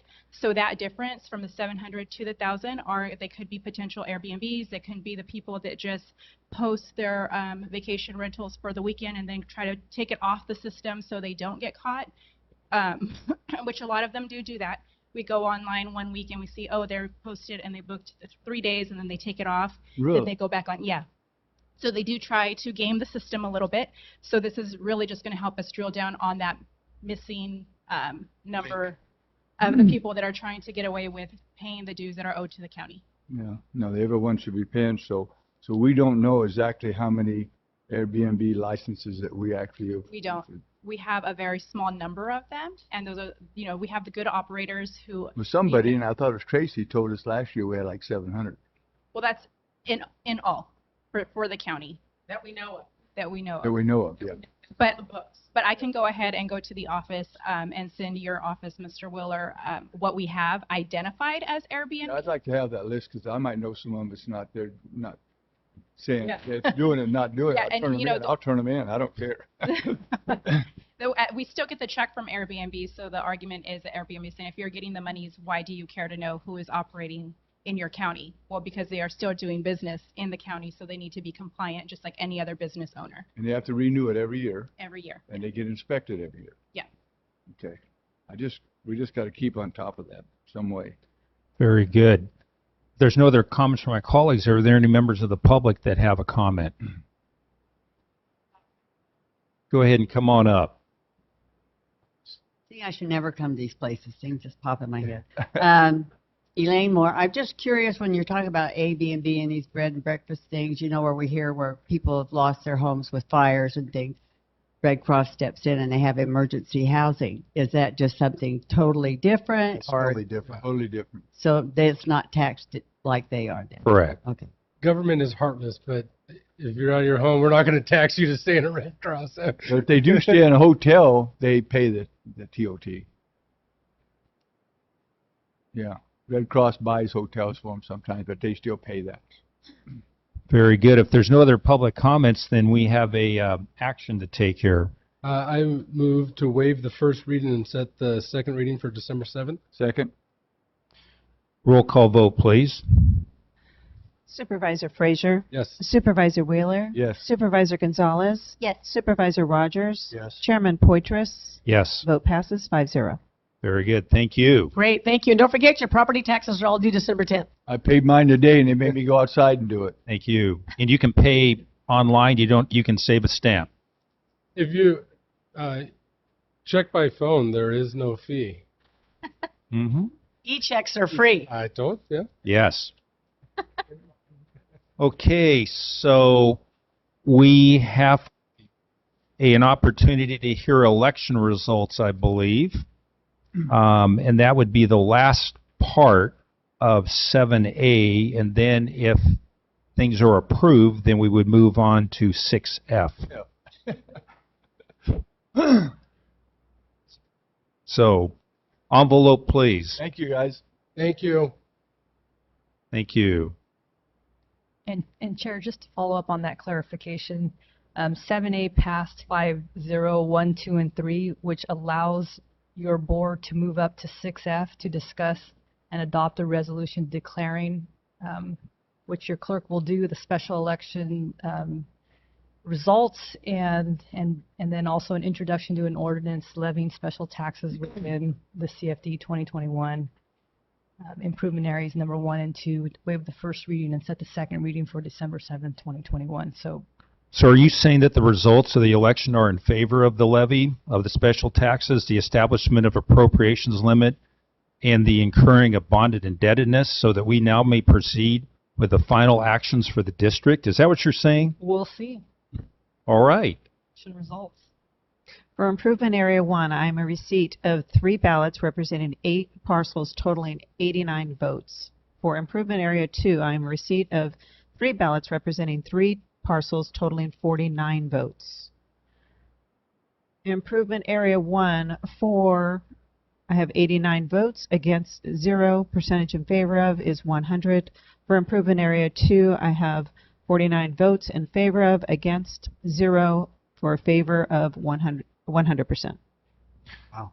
To me, these districts need to be redistricted. Hey, Look at this. hey, It's hey. okay. Very good. Thank you, Chairman. And just for further clarification, attached to your resolution under number 1 are Exhibit A and B, and you'll see the blanks there for the total votes cast and yes and no, and those will be filled in by the clerk of the board to finalize this resolution based on the outcome of that election. Thank you. Okay, thank you very much. So we'll move on to 6F. And 6F is number 1 is discussion and consideration to adopt a resolution declaring the results of the special election and directing recording of the notice of special lien. Move to approve. Second. Roll call vote, please. Supervisor Wheeler? Yes. Supervisor Gonzalez? Yes. Supervisor Frazier? Yes. Supervisor Rogers? Yes. Chairman Poitras? Yes. Vote passes 5-0. Very good. And then we will move to item number 2. That's requires an introduction of an ordinance. Move to waive the first reading and set the second reading for December 7th, 2021. Second. Roll call vote, please. Supervisor Wheeler? Yes. Supervisor Gonzalez? Yes. Supervisor Frazier? Yes. Supervisor Rogers? Yes. Chairman Poitras? Yes. Vote passes 5-0. Very good. Thank you.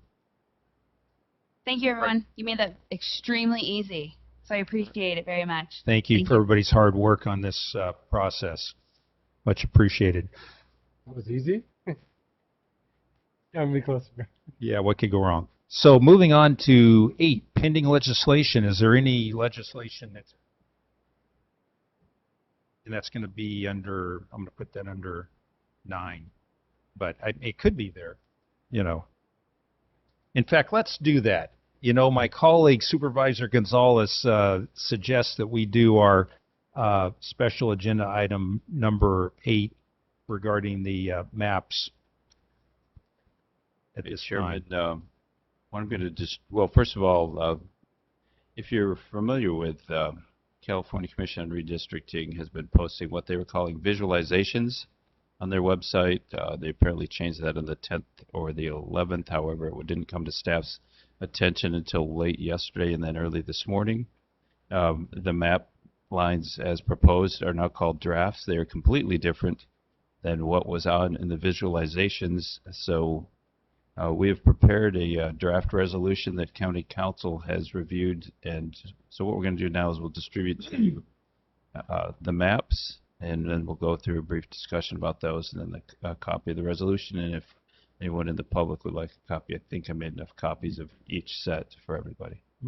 If not, we could share.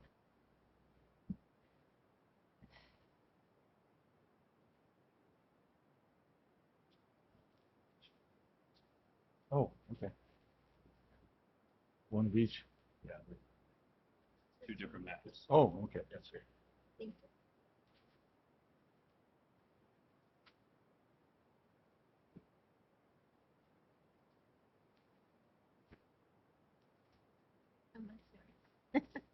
you. BP1?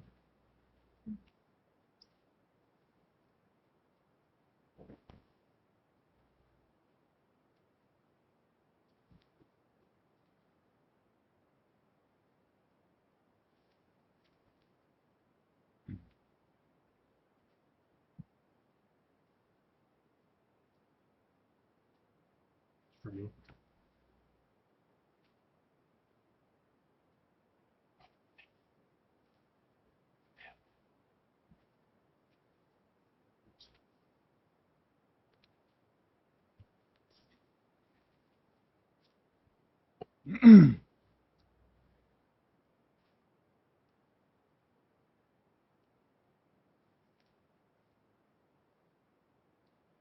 See no political bias here. No, no, I'm not sure why we're even looking at this. That's so weird.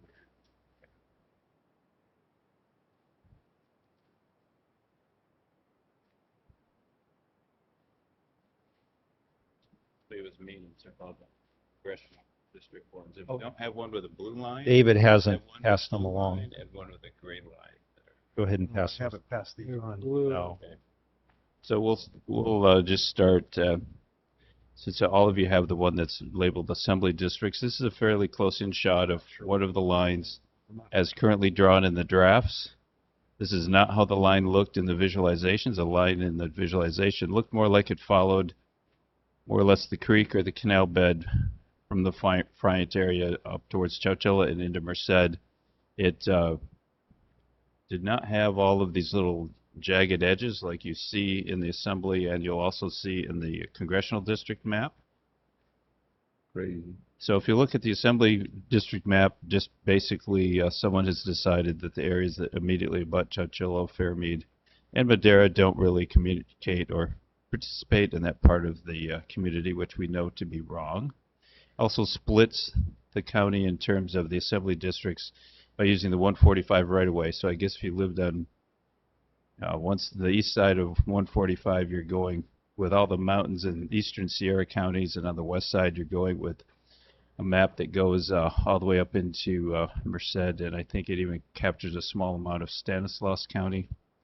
And then if you look at the Congressional District map, which is the one with the kind of grayish purple lines on it, you'll see a huge, in my opinion, move off to the west from what you just looked at for an Assembly map. It picks up part of Parkwood, but not all of Parkwood, Lavinia, Ripperton, cuts off sections that immediately abut both the city of Madera, the area of Fairmead, because they're not incorporated, but the Fairmead area, and the city of Chowchilla, and pushes them also into the Congressional District that pushes over into the Sierra, and then both north and south from there. So yes, currently we do exist in 2 different congressional districts, but it's along a line and a boundary that makes a significant amount of sense. However, we do not exist in 2 assembly districts. Our county is all within Assembly's District 5, Mr. Bigelow's district, and based on the other rural counties in that district, that makes some sense. And it felt like after reviewing these maps that the board might like to consider the draft resolution that we drafted this afternoon has been reviewed by County Council. If the board does choose to adopt this, County Council will also sign off on it as to form. And I'll do my best to answer any questions you might have regarding these draft maps. The comments period, I do believe, ends Friday, so that is what creates some of the urgency and getting the board's opinion on how they would like to proceed. Very good. Thank you, Jay. Are there any questions of Mr. Varney? No, I think we gotta fight this. This is stupid. I just, Jay, did we do an assessment on the Senate district? Does that put us in more into the South Valley of Fresno, or? So I did not complete my analysis of the Senate district before the meeting. It does some unusual things too. You know, we are currently in 2 Senate districts. However, the westernmost Senate district, I think that's 16, that Senator Caballero is from, does some strange things to that one. I don't know where she lives, so I don't know if it has drawn her out or not. And if she lives in Salinas, then she's drawn out. It also picks off some it's just not well drawn. It doesn't have quite as egregious a line between what I'm assuming is Senator Borges's district and Senator Caballero's district, but I felt like visually these were the 2 worst. Yeah, I heard some concern from Senator Borges' office as well, that where it takes him into, so. Yeah, for a while we've had the ability to have some bit of voting power by being drawn all together as a county. In any of these, I've seen more people coming in to actually campaign and talk to residents. Drawing us like this is going to take away all of that. Good thing about the congressional one, you don't have to live in your district anyway, so you can run wherever you want to. Yeah. I have it on good order that we're actually in State Senate District 12. I happen to know that. I don't know why. Wonder how come? I don't know. And Borges is 8.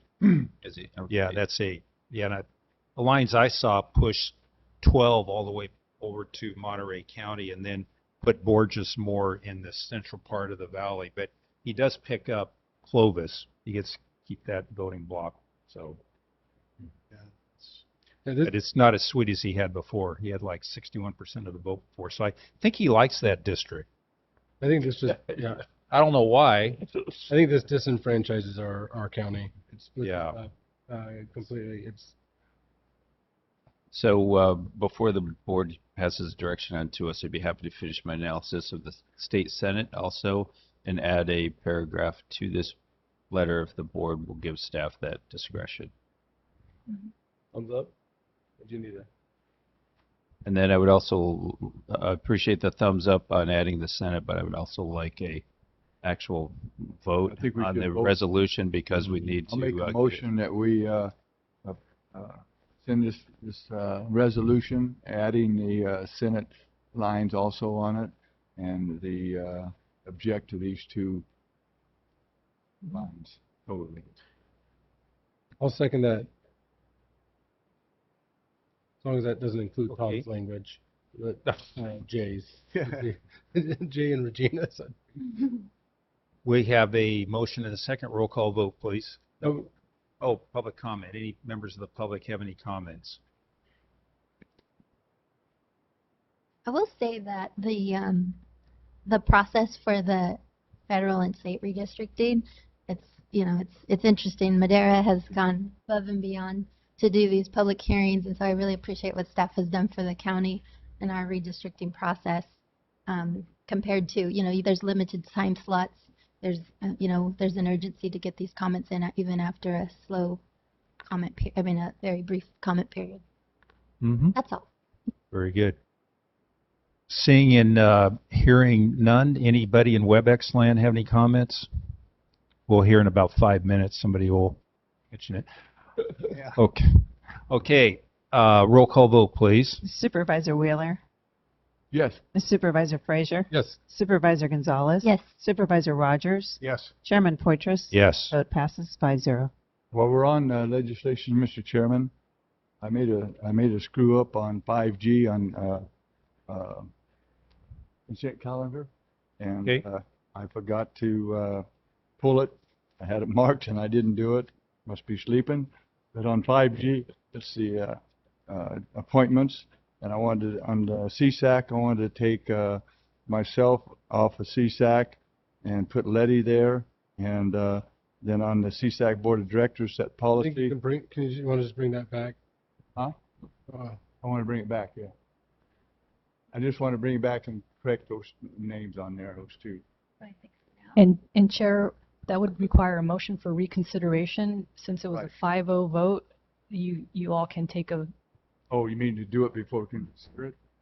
well, the item has already been voted and approved on. Yeah. And the only way to go back and open up an item that's already passed is if somebody from the winning side of the vote, which in this case it's 5-0, makes a motion to reconsider the item, which it sounds like, Motion to reconsider 5G. or the whole consent calendar actually, because it was done all in together. So it's to go back to the consent calendar and start again. It's still early. I make a motion to go back on the consent calendar, reconsider 5G in the consent calendar. I'll second it. Because of why? Because you missed something? Screwed up. Okay, there we go. Put that in the record. Okay. Roll call vote, please. Supervisor Wheeler. Yes. Supervisor Rogers. Yes. Supervisor Frazier. Yes. Supervisor Gonzalez. Chairman Poitras. Yes. Vote passes 5-0. I'd like to make a motion to approve the consent calendar and to make the changes in item 5G under the CSAC Policy Committee. Put Letty in my place there and Tom Wheeler. And then the CSAC Board of Directors, put Letty for that one. And then for the San Joaquin Regional Association of Counties Association, I hope we get to start doing that again, the 9 counties meeting. I'm going to put Letty in that one and put Rob the alternate. Okay, I second it. We have a motion and a second to approve the consent calendar with those aforementioned changes. Roll call vote, please. Supervisor Wheeler. We need a Supervisor Rogers. yes. Supervisor Frazier. Yes. Supervisor Gonzalez. Yes. Chairman Poitras. Yes. Vote passes 5-0. Got public comment on that. Anybody from the public have any comments? Sit down, Matt. All right. Very good. Thank you. Thank you. Well, let's go to staff reports, and I'll start to my left with Supervisor Wheeler. Oh, good. How many of you have seen it? Madera County. So yeah, I saw it the other day. Whoopee, whoopee, whoopee. That's all I'm going to say. Finally. There you go. Have you seen it? Yeah, I think I saw it someplace. Somebody took a picture of it. Oh. Yeah. Looks really good. So very good. Supervisor Gonzalez. Just, I attended the Veterans Day services over at Tesoro Viejo and at Courthouse Park. It was a good turnout. Thank you to our veterans. And I want to thank Mayor Palmer and the City of Chowchilla for allowing us to use their beautiful facility. So thank you. Thank you. Supervisor Rogers. Yes, I enjoyed the Veterans Day celebration with the veterans in the park and they asked me to speak last minute, so I spoke. Say hi? I did.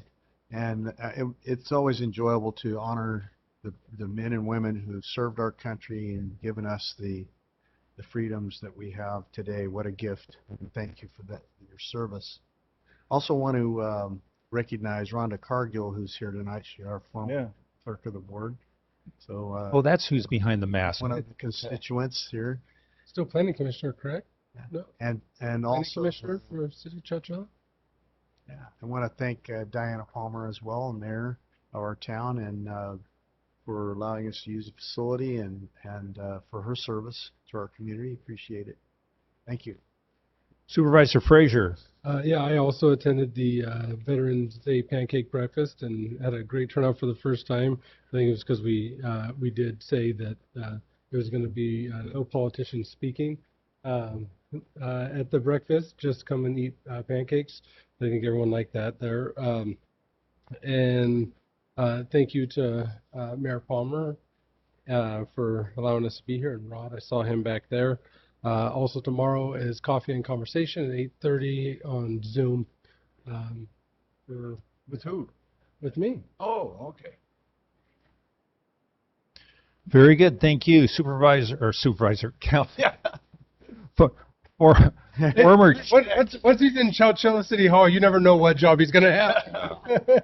That's true. He's held about every job here. So, Mr. Varney. It was a good place to work despite almost going bankrupt. So, last week I was invited to attend the Marine Corps birthday celebration by the Marine Corps League in the mountains. That was on the 10th of November. If you're not familiar with when the Marine Corps birthday was, and it was held at the Hitching Post. And I have to tell you that the food was outstanding, and I will go back to have a dinner there when it isn't a special event.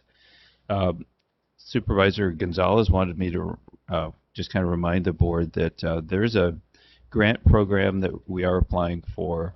The application is due on the 30th. It's one of those that's a set aside. It's for your micro businesses. It's the one that's a $2,500 limit per business, and it's through the California Office of the Small Business Advocate. So, like I mentioned, there's a set aside, I believe, for all 58 counties, so we are going to try to capture our set aside, and that concludes my report. Thank you very much. Council No report, Chairman. Thank you. and Clerk of the Board. Nothing to report. Thank you. Very good. Thank you. We've had a great meeting, and it's wonderful being here in Chowchilla. Everybody have a great evening, and God bless.